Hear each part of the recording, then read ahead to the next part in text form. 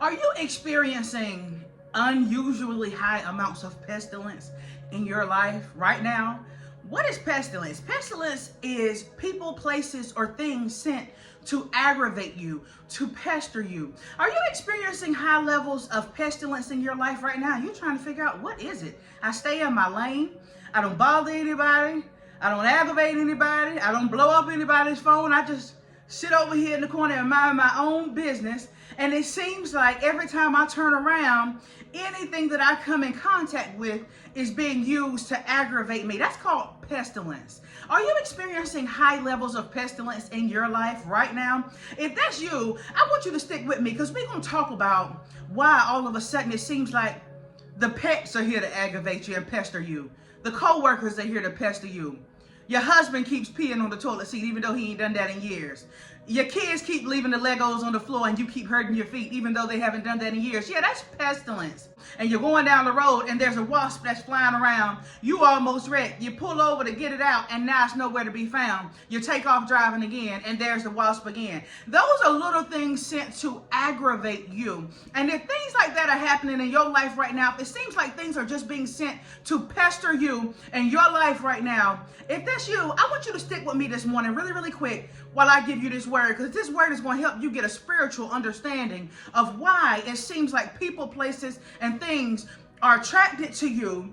And when they are attracted to you, even though you might repel them, they continue to be unusually, abnormally attracted to you, no matter how much you reject them. And then when they get in contact with you, they're sent to pester you, not to help you, sent to harm you, to pester you, to aggravate you. If that's you, stick with me today real quick, because I want to give you this revelation that God gave to me, and then I'm gonna let you get on about your business today. Good morning, good morning, good morning, good morning, good morning, good morning, good morning, good morning, everybody. I hope everybody's day is off to a great start. I'm thankful to be in the land of the living this morning. I'm thankful to be amongst the living this morning. I'm thankful that God woke me up this morning and gave me another chance. So for those of you who don't know who I am, I'm Grace Amber. I come on different platforms whenever God gives me a word to share. I'm going to come on and I'm going to share it with you. So really quick this morning, happy Wednesday. Thank God it's almost Friday. I'm running a little bit behind this morning. I'm up very, very early this morning, but I could not get my day started without sharing this revelation with you,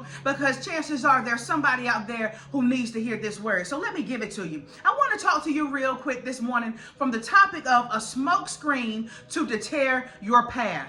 I want to talk to you really quick this morning from the topic of a smoke screen to deter your path. So if you are one of those people where it seems like you staying in your own lane and you're minding your own business, and it's like people are just drawn to you, even when you try to stay in your own lane and mind your business, anytime you're in the presence of people, it's like they're drawn to you, and they don't always mean you well, but it's something about you that they just can't leave you alone. I come today to give you a quick understanding of that before I get into my word, that when you have God in you, that is the light of God in you, and that light often attracts pestilence. That light often attracts people who want God, but they don't want to go to God. So what do people typically do? They want to go try to get God from a man. And so when you're looking and you're saying, man, I sit back here and I mind my own business.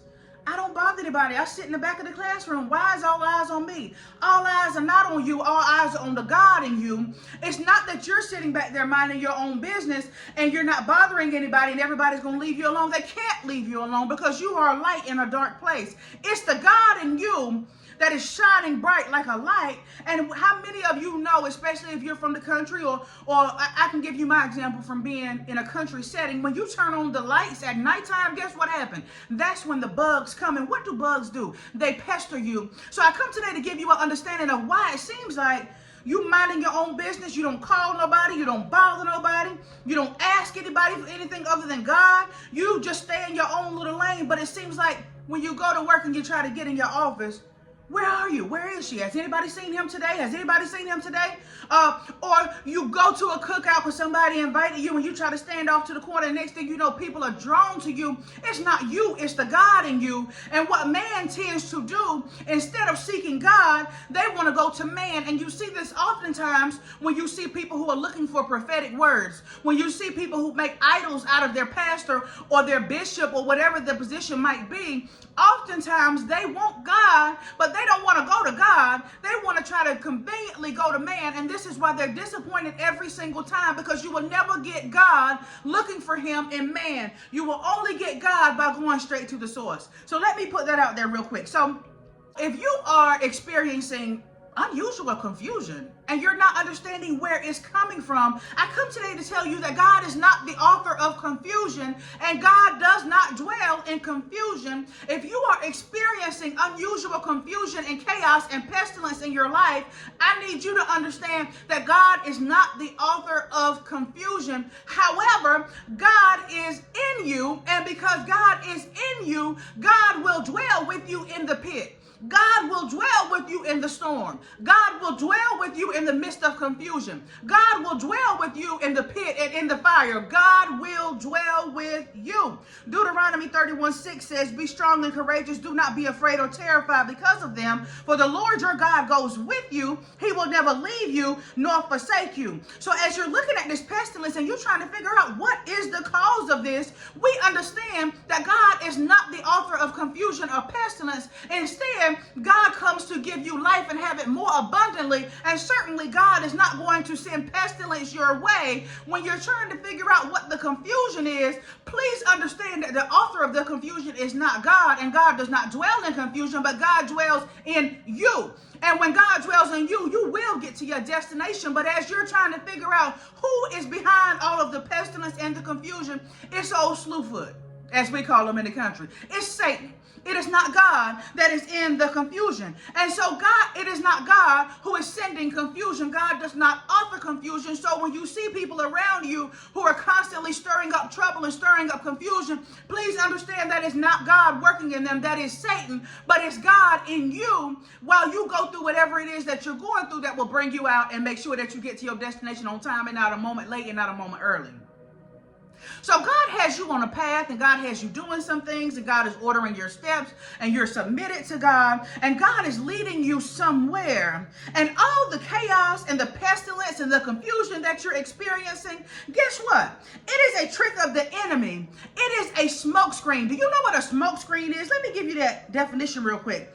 A smokescreen is a military tactic used to conceal operations. A smokescreen is a screen of smoke to hinder enemy observation of a military force, area, or activity. Here's another definition of a smokescreen. It is something designed to obscure, confuse, or mislead.